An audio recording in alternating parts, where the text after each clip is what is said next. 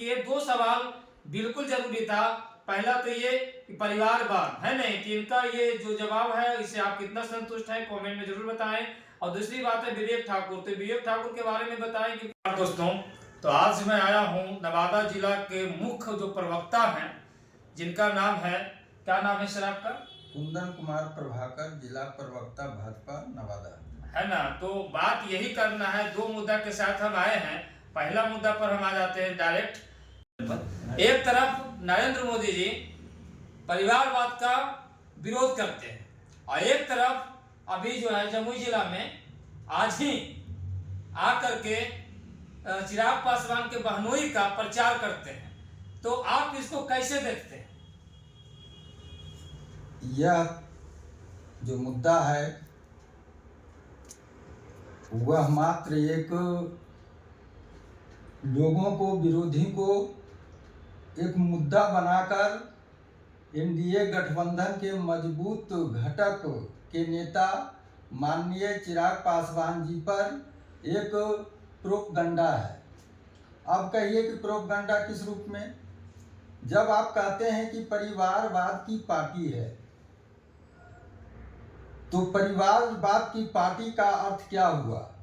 लालू यादव जो A to Z का भरोसा दिलाते हैं कि सभी जाति और धर्म के लोग को हमने स्थान दिया, उनके विस्तार में जाने की जरूरत नहीं है। देश और बिहार की हमको यही कहना है कि वो तो परिवारवाद है, लेकिन चिराग पासवान जी भी तो परिवारवाद कर रहे हैं। वहीं पे आ रहे हैं।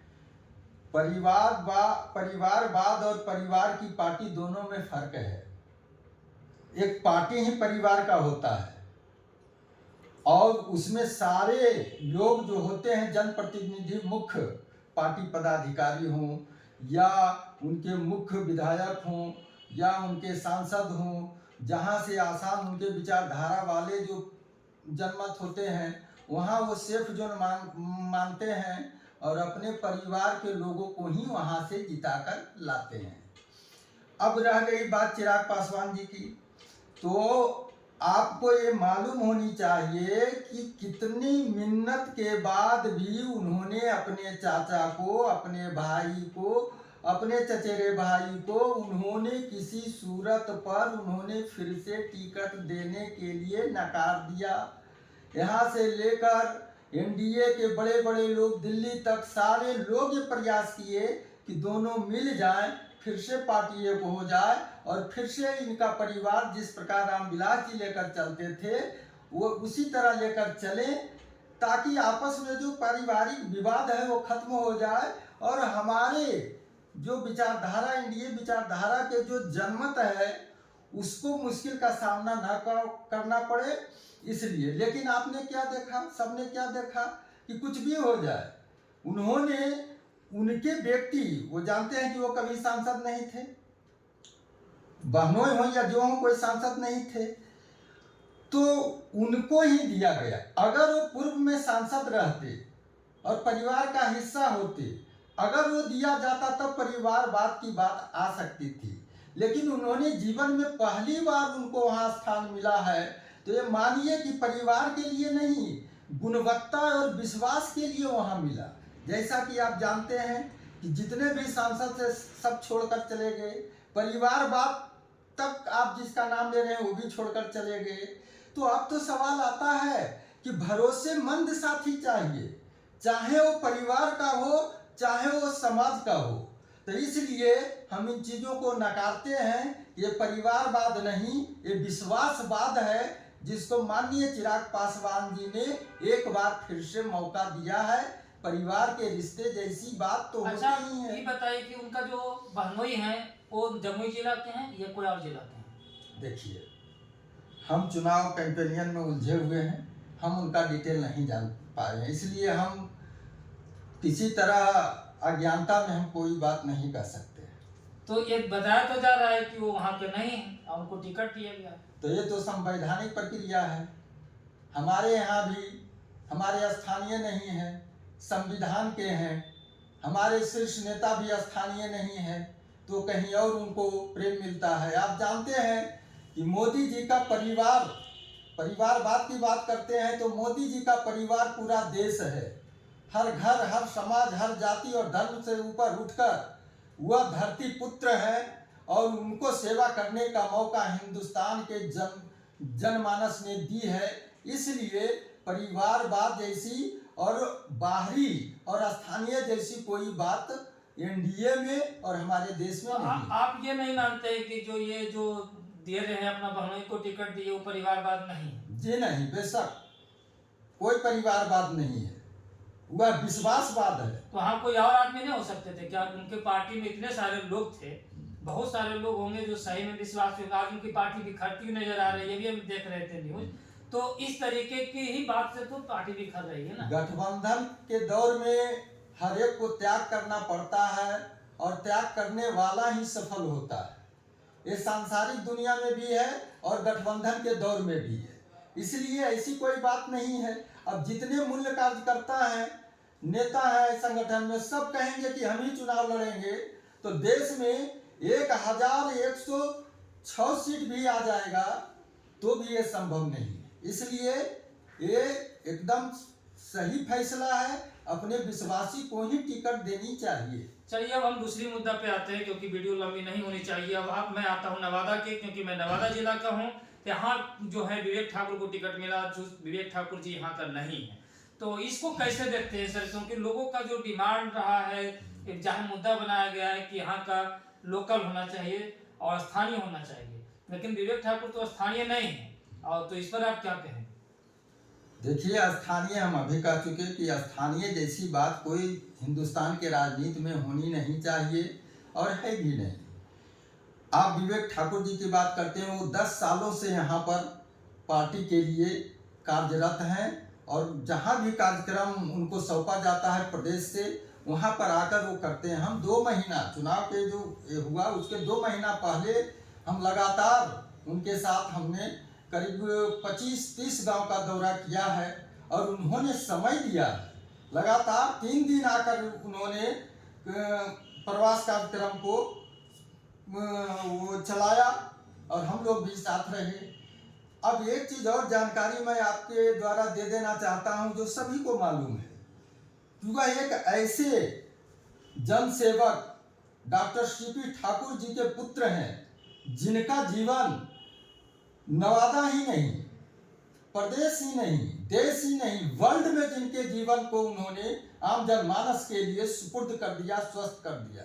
इसलिए कि कालाजार क्या, उन्होंने दवा को उत्पन्न किया और पूरे विश्व से कालाजार हटाने का उन्होंने काम किया। तो बताइए, हम नवादा वासियों के लिए ये कितनी बड़ी श्रद्धा की बात है, सौभाग्य की बात है कि इतने बड़े महान व्यक्ति